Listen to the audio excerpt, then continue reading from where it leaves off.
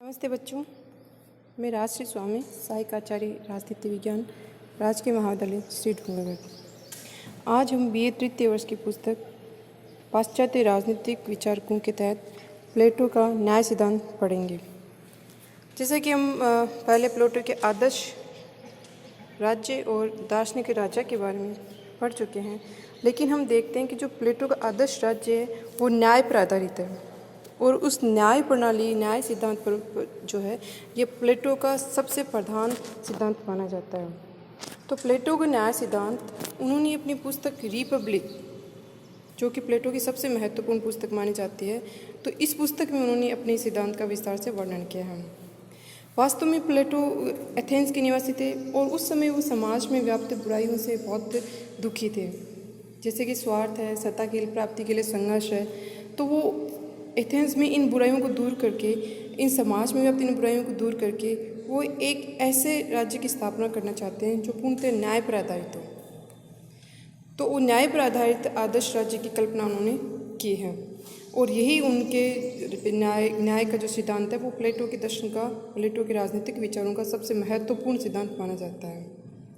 तो अपने इस सिद्धांत की स्थापना के लिए, न्याय सिद्धांत की स्थापना के लिए प्लेटो ने, जो कि उस समय तत्कालिक प्रचलित सिद्धांत थे न्याय के, जिन्हें सोफिस्ट कहा जाता है, उनके सिद्धांतों का वो पहले खंडन करते हैं और उन सिद्धांतों का खंडन करके फिर वो अपने न्याय सिद्धांत को प्रस्तुत करते हैं। तो चूँकि हमने पहले पढ़ा था कि प्लेटो की पद्धति द्वंद्वात्मक है, तो इसमें वो पहले जो प्रचलित सिद्धांत है उनका तर्कों के माध्यम से खंडन करते हैं और फिर अंत में अपनी बात को रखते हैं, अपने पक्ष को रखते हैं और उसके पक्ष में तर्क देखते हुए अपने अंतिम सिद्धांत को स्वीकार करते हैं। तो अपने न्याय सिद्धांत को प्रस्तुत करने से पहले वो सोफिस्टों के न्याय सिद्धांतों का खंडन करते हैं। तो सोफिस्टों के न्याय सिद्धांत की बात करें तो उसमें 3 प्रमुख सिद्धांत प्रचलित थे। सबसे पहले था परंपरागत न्याय का सिद्धांत, जिसे सिफोलिस और पोलीमार्क्स ने दिया था।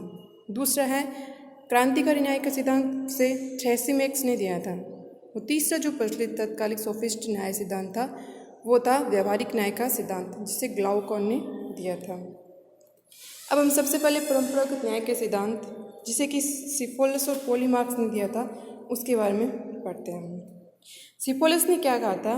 उसके अनुसार, जो कि सिफोलिस एक सोफिस्ट थे, उनका ये मानना था कि सत्य बोलना और दूसरों का ऋण चुका देना ही न्याय है। अर्थात आप सत्य बोलो और आपके ऊपर किसी प्रकार का कोई ऋण न हो। यदि आप इन दोनों के गुण को मानते हो तो आपका जो सिद्धांत है वो न्याय के अंतर्गत आता है। लेकिन प्लेटो इससे सहमत नहीं था। प्लेटो ने इसका खंडन करते हुए कहा है कि न्याय की परिभाषा कुछ परिस्थितियों में अन्यायपूर्ण भी हो सकती है, जैसे कि किसी शत्रु देश को सामयिक जानकारी देना।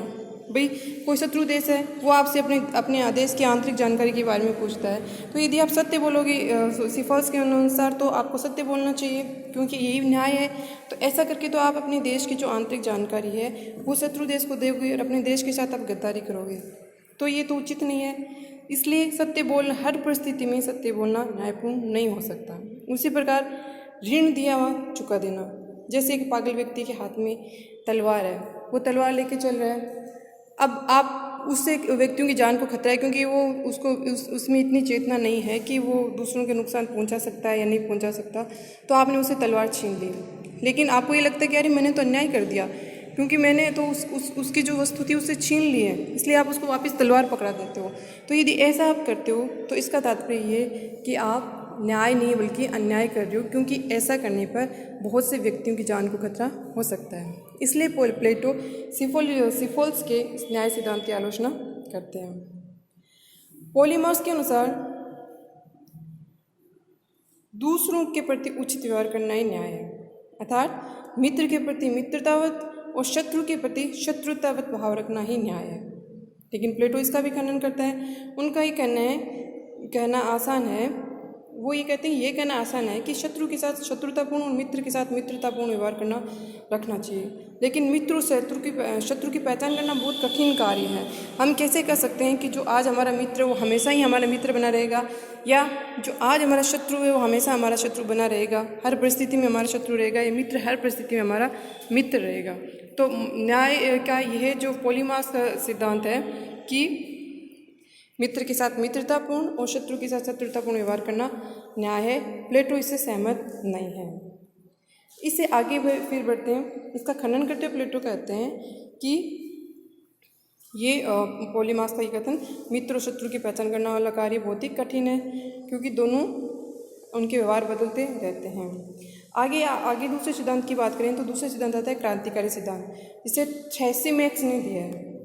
थ्रेसिमेक्स ने अपने सिद्धांत में न्याय के 3 तत्व बताए हैं। एक शक्तिशाली का हित न्याय है, दूसरा अन्याय न्याय से श्रेयकर है, अन्याय न्याय से श्रेयकर है, और तीसरा जिन नियमों से शासक वर्ग के हितों की पूर्ति होती है वह न्याय है।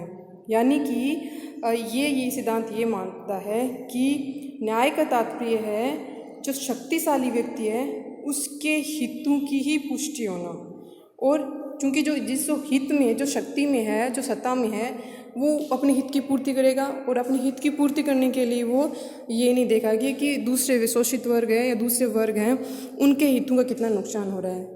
इसलिए इनका ये सिद्धांत थ्रेसिमेक्स का ये न्याय का सिद्धांत प्लेटो खंडन करता है कि शक्तिशाली का हित न्याय है और कमज़ोर का अहित करना कभी न्याय नहीं हो सकता। आगे हम बात करते हैं कि जो न्याय का तीसरा सिद्धांत प्रचलित था वो था यथार्थवादी सिद्धांत, जिसे कि ग्लाउकॉन ने दिया था। ग्लाउकॉन का ये मानना था कि न्याय भय का शिशु है, अर्थात प्रत्येक व्यक्ति कानून के पीछे दंड की शक्ति होती है, उसी के भय से व्यक्ति कानूनों का पालन करता है। और ग्लाउकॉन ये भी कहता है कि न्याय कमज़ोर की आवश्यकता है। उनका ये मानना है ग्लाउकॉन का कि ये वास्तव में यथार्थ तो यही, आप अपन कुछ भी कह लें, लेकिन यथार्थ तो यही है कि न्याय तभी लागू हो सकता है जब उसके पीछे शक्ति हो, कानून का दंड प्राप्त करने की भय हो, तभी कोई व्यक्ति कानूनों का पालन करता है और तभी न्याय की उत्पत्ति होती है। प्लेटो इसका खंडन करते हैं। उनका कहना है कि न्याय कोई बाहरी या कृत्रिम वस्तु नहीं है जिसकी उत्पत्ति समझौते या डर से या भय से होती है। तो जैसे कि प्लेटो तो ये मानता है कि न्याय तो मानवीय आत्मा का एक पवित्र अभिव्यक्ति है। जैसे पहले हमने पढ़ा था कि प्लेटो मानवीय आत्मा के 3 तत्व मानता है, बुद्धि, साहस और तृष्णा। उनका मानना है कि मानवीय आत्मा के जब तीनों तत्वों का आपस में समन्वय होता है तभी न्याय की उत्पत्ति होती है। प्लेटो मानता है कि जब राज्य में मानव के जो तीनों तत्व हैं, तीनों वर्ग हैं, तीनों तत्वों से 3 वर्गों की उत्पत्ति होती है ना, तो इन तीनों वर्ग जो है जब वो आपस में समन्वय से रहते हैं, उनके अंदर से न्याय की उत्पत्ति होती है, तभी राज्य में न्याय की स्थापना होती है। इसे बाहरी कानूनों अथवा किसी सजा के भय से न्याय को लागू नहीं करवाया जा सकता। अब प्लेटो अपनी न्याय की व्याख्या करता है। प्लेटो अपनी पुस्तक रिपब्लिक में न्याय को मानवीय आत्मा और नैतिकता से संबंधित मानना है, और वो मानता है कि मानवीय आत्मा में 3 तत्व होते हैं। जैसा कि हम इसके बारे में सामान्य जानकारी में पहले ले चुके हैं प्लेटो के बारे में, कि प्लेटो मानवीय आत्मा के 3 तत्व मानता है। सबसे पहला है बुद्धि या विवेक, दूसरा तत्व होता है शौर्य या साहस, तीसरा तत्व है तृष्णा। अब प्लेटो कहता है कि जब किसी व्यक्ति में ये तीनों गुण या तत्व उचित मात्रा में या उचित अनुपात में हो तो ये व्यक्तिक न्याय की स्थापना होती है। ठीक है, कि जब व्यक्तित्व के अंदर, मनुष्य के व्यक्तित्व में ये तीनों तत्वों का उचित समावेश हो जाता है तो उससे व्यक्तिगत रूप से जो व्यक्ति के आत्मिक रूप है उसमें न्याय की उत्पत्ति स्वतः हो जाती है। इसे बाहरी दंड या व्यवस्था से उत्पन्न करने की आवश्यकता नहीं होती है। आगे प्लेटो कहता है कि राज्य का निर्माण बलूत के वृक्ष या चट्टानों से नहीं होता है, यानी कि पत्थरों को जोड़कर या वृक्षों को जोड़कर राज्यों का निर्माण नहीं होता है, बल्कि राज्य बनते हैं इसमें निवास करने वाले व्यक्तियों से, और ये व्यक्ति ही मिलकर राज्य का निर्माण करते हैं। अर्थात हम पहले पढ़ें कि इस सिद्धांत के आधार पर प्लेटो यह मानता है कि राज्य है वो व्यक्ति का ही वृहद रूप है, जिसे आंगिक सिद्धांत कहते हैं। जिस तरह व्यक्ति की आत्मा में 3 तत्व हैं, उसी तरह से उन 3 तत्वों से बने हुए 3 वर्ग हैं, वो राज्य बन जाता है। और जब इन व्यक्ति की आत्मा में तीनों का समावेश सुंदर तरीके से होता है तो वह आत्मा में न्याय की उत्पत्ति होती है। उसी तरह जब राज्य के अंदर इन तीनों वर्गों का उचित समावेश हो जाता है हस्तक्षेप के माध्यम से, तो राज्य में न्याय की उत्पत्ति होती है। तो आगे प्लेटो कहता है कि मानव आत्मा के इन 3 गुणों से ही 3 वर्गों का निर्माण होता है। इससे निवास करने वाले व्यक्तियों से ही राज्य का निर्माण होता है और मानव आत्मा के इन 3 गुणों से 3 वर्गों का निर्माण होता है। सबसे पहले आता है उत्पादक वर्ग। उत्पादक वर्ग में चूंकि तृष्णा की मात्रा अधिक होती है, इसलिए उनका मुख्य कार्य भौतिक वस्तुओं के उत्पादन से संबंधित वो कार्य करते हैं। दूसरा वर्ग आता है सैनिक वर्ग। सैनिक वर्ग में साहस की मात्रा अधिक होती है, तो इनका मुख्य कार्य होता है राज्य की बाहरी आक्रमण से रक्षा करना और राज्य में व्यवस्था बनाए रखना। ये सैनिक वर्ग का कार्य होता है, क्योंकि सैनिक वर्ग में साहस की मात्रा अधिक होती है। तीसरा वर्ग आता है दार्शनिक वर्ग। इसमें विवेक अधिक होता है, इसलिए दार्शनिक वर्ग का निर्माण करते हैं। प्लेटो के अनुसार जब प्रत्येक वर्ग अपने कर्तव्यों का पालन करें और दूसरे के कार्यों में हस्तक्षेप ना करें तो राज्य में न्याय की स्थापना होती है।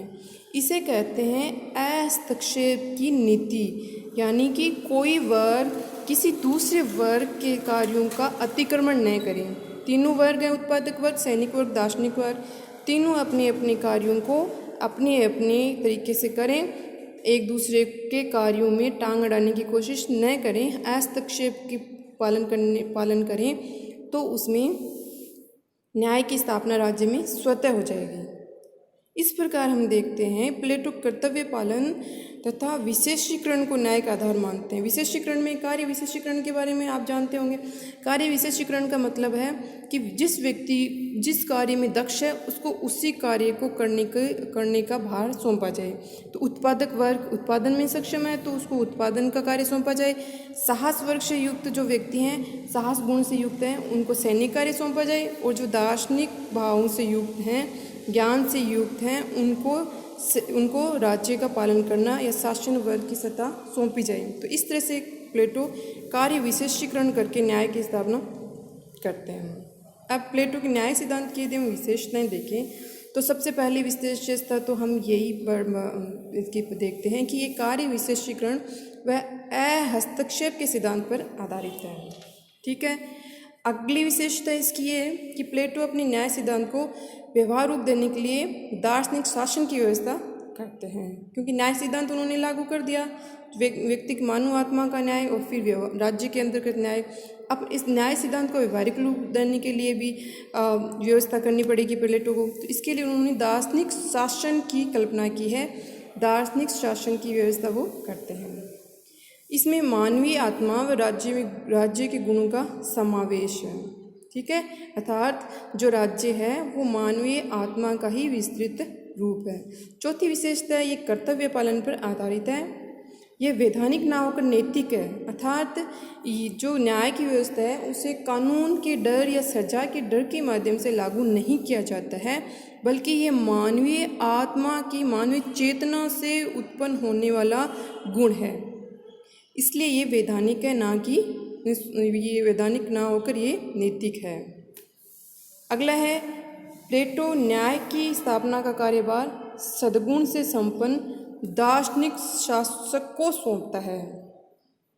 तो स्थापना न्याय की राज्य में न्याय तीनों वर्ग जब अपने अपने कार्य करते हैं तो तीनों वर्ग अपने अपने कार्य सुचारू रूप से करें, एक दूसरे का अतिक्रमण न करें, किसी कार्य में कोई वर्ग दूसरे का हस्तक्षेप न करें। तो इसके लिए ये कार्य प्लेटो ने दार्शनिक राजा को सौंपा है। सातवीं विशेषता है कि प्लेटो शिक्षा व साम्यवाद को न्याय का आधार स्तंभ मानते हैं। हम पढ़ चुके हैं पहले कि प्लेटो ने शिक्षा के लिए एक विस्तृत योजना तैयार की थी और उसके बाद उन्होंने स्त्री और संपत्ति का साम्यवाद कर राज्य में न्याय की स्थापना करने का प्रयास किया है। तो ये वो दो आधार स्तंभ मानते हैं, साम्यवाद और शिक्षा, जिसको हम आगे विस्तार से पढ़ेंगे। तो वो प्लेटो के न्याय का मुख्य आधार स्तंभ है। अब हम प्लेटो के न्याय सिद्धांत के बारे में पढ़ चुके हैं, लेकिन सभी प्लेटो के इस सिद्धांत से सहमत नहीं है। कुछ विचारकों ने इसकी व्यापक आलोचना की है। सबसे पहले आलोचना ये की जाती है कि प्लेटो का जो न्याय सिद्धांत है वह अप्रजातांत्रिक व असमानता पर आधारित है, क्योंकि इसमें संपूर्ण शक्तियाँ दार्शनिक शासक को प्रदान की गई है। ठीक है। कार्ल पॉपर इसकी आलोचना ये कहकर करता है कि ये सर्वाधिकारवाद की स्थापना, प्लेटो का जो सिद्धांत है वो सर्वाधिकारवाद की स्थापना करता है, क्योंकि इसमें राजा के विरोध का किसी को अधिकार नहीं दिया गया है। क्योंकि राजा दार्शनिक है इसलिए वो गलती नहीं कर सकता है, वो पूर्ण ज्ञानी है, इसलिए इसका कोई विरोध नहीं करें। तो इस आधार पर ये जो प्लेटो का सिद्धांत बन जाता है वो अप्रजातांत्रिक व असमानता पर आधारित सिद्धांत बन जाता है। दूसरी आलोचना ये की जाती है कि इसमें मानव के सर्वांगीण विकास न होकर एक पक्ष का ही विकास होता है, अर्थात उत्पादक वर्ग को सिर्फ उत्पादन का काम करना होता है, सैनिक वर्ग को सिर्फ साहस है तो उसमें सैनिक का काम करना पड़ेगा, और राजा है वो सिर्फ राजा का कार्य, दार्शनिक राज्य के संचालन का कार्य करेगा। तो इस तरह से प्रत्येक वर्ग को उसकी सीमाओं में सीमित कर दिया जाता है। एक पक्षीय उसके जो व्यक्तित्व का विकास है वो एक पक्षीय कर दिया जाता है, सर्वांगीण विकास पर प्लेटो रोक लगा देता है। तो ये मानव का सर्वांगीण विकास न होकर एक पक्ष का ही विकास होता है। तीसरी आलोचना ये की जाती है कि व्यक्ति के अधिकार में स्वतंत्रता की उपेक्षा करता है और सिर्फ कर्तव्य पालन पर बल देता है। चौथी आलोचना ये की जाती है प्लेटो की कि इसमें प्लेटो के न्याय में वैधानिक शक्ति का अभाव है। वैधानिक शक्ति की यानी अर्थ कानून का जो शासन होता है, कानून की में जो शक्ति होती है वो प्लेटो के न्यायिक सिद्धांत में नहीं है। प्लेटो सिर्फ एक दार्शनिक रूप से ये बातें करता है कि राजा दार्शनिक होगा इसलिए जनता को उसके पालन करना चाहिए। उसके दार्शनिक राज्य के पास कोई वैधानिक शक्ति नहीं होगी, वो न तो संपत्ति रखेगा और न उसके पास किसी प्रकार की सैनिक शक्ति होगी। तो बिना शक्ति के अपनी बातों को, अपने आदेशों का पालन करवाना किसी के लिए संभव नहीं हो पाता है। इसलिए प्लेटो का न्याय सिद्धांत है उसमें वैधानिक या कानून की शक्ति नहीं है और इसलिए सिद्धांत व्यवहार के रूप में लागू नहीं हो पाता है। तो आशा है आपको ये प्लेटो के न्याय सिद्धांत समझ में आ गया होगा। आज हम इतना पढ़ेंगे। धन्यवाद।